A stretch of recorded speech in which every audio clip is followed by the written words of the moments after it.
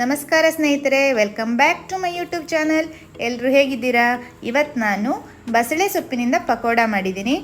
ನಮ್ಮನೆಯವ್ರಿಗೆ ಕೊಟ್ಟೆ, ಚೆನ್ನಾಗಿದೆ ಅಂತ ಅಂದರು. ಅದು ಹೇಗೆ ಮಾಡೋದು ಅಂತ ನೋಡೋಣ. ಮೊದಲಿಗೆ ನಾನು ಒಂದು 8ರಿಂದ 10 ಬಸಳೆ ಸೊಪ್ಪನ್ನು ತಗೊಂಡು ಚಿಕ್ಕದಾಗಿ ಕಟ್ ಮಾಡ್ಕೊಂಡಿದ್ದೀನಿ. ನಂತರ ಈರುಳ್ಳಿಯನ್ನು ಕಟ್ ಮಾಡ್ಕೊಳ್ಳೋಣ. ಈ ಬಸಳೆ ಸೊಪ್ಪಿನ ಪಕೋಡ ತುಂಬ ಕ್ರಿಸ್ಪಿಯಾಗಿರುತ್ತೆ, ಚೆನ್ನಾಗಿರುತ್ತೆ. ಚಿಕ್ಕ ಮಕ್ಕಳೆಲ್ಲ ಬಸಳೆ ಸೊಪ್ಪನ್ನು ಸ್ವಲ್ಪ ಕಡಿಮೆನೇ ತಿನ್ನೋದು, ಅವರಿಗಷ್ಟು ಇಷ್ಟ ಆಗಲ್ಲ ಅಲ್ವಾ.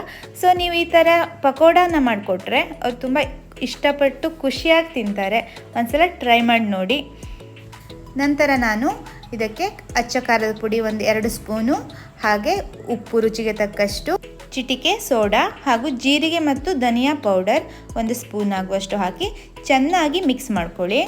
ಬಸಳೆ ಸೊಪ್ಪು ಮತ್ತು ಈರುಳ್ಳಿಯಲ್ಲಿ ನೀರಿನ ಅಂಶ ಇರೋದ್ರಿಂದ ನೀವು ಮೊದಲಿಗೆ ನೀರನ್ನು ಆ್ಯಡ್ ಮಾಡೋದು ಬೇಡ. ನಂತರ 1 ಕಪ್ ಅಕ್ಕಿ ಹಿಟ್ಟು ಹಾಗೂ ಅರ್ಧ ಕಪ್ ಆಗುವಷ್ಟು ಕಡಲೆ ಹಿಟ್ಟನ್ನು ತಗೊಂಡು ಚೆನ್ನಾಗಿ ಮಿಕ್ಸ್ ಮಾಡ್ಕೊಳ್ಳಿ. ಅವಶ್ಯಕತೆ ಇದ್ದರೆ ಒಂದು ಸ್ವಲ್ಪ ನೀರನ್ನು ಆ್ಯಡ್ ಮಾಡಿ, ಜಾಸ್ತಿ ಬೇಡ. ನಂತರ ಕಾದ ಎಣ್ಣೆಯಲ್ಲಿ ಪಕೋಡವನ್ನು ಕರಿಯಿರಿ. ತುಂಬಾ ಕ್ರಿಸ್ಪಿಯಾಗಿರುತ್ತೆ, ಟೇಸ್ಟ್ ಅಂತೂ ಅದ್ಭುತ. ನೀವು ಒಮ್ಮೆ ಟ್ರೈ ಮಾಡಿ ಹೇಗಿದೆ ಅಂತ ನನಗೆ ಕಮೆಂಟ್ ಮಾಡೋದನ್ನು ಮರಿಬೇಡಿ. ಹಾಗೆಯೇ ನನ್ನ ಚಾನಲ್ನ ಯಾರಾದರೂ ಹೊಸದಾಗಿ ನೋಡ್ತಾ ಇದ್ದರೆ ಪ್ಲೀಸ್ ಸಬ್ಸ್ಕ್ರೈಬ್ ಮಾಡಿ, ಶೇರ್ ಮಾಡಿ, ಕಮೆಂಟ್ ಮಾಡಿ, ಹಾಗೆ ಬೆಲ್ ಐಕಾನನ್ನು ಪ್ರೆಸ್ ಮಾಡಿ. Thank you so much.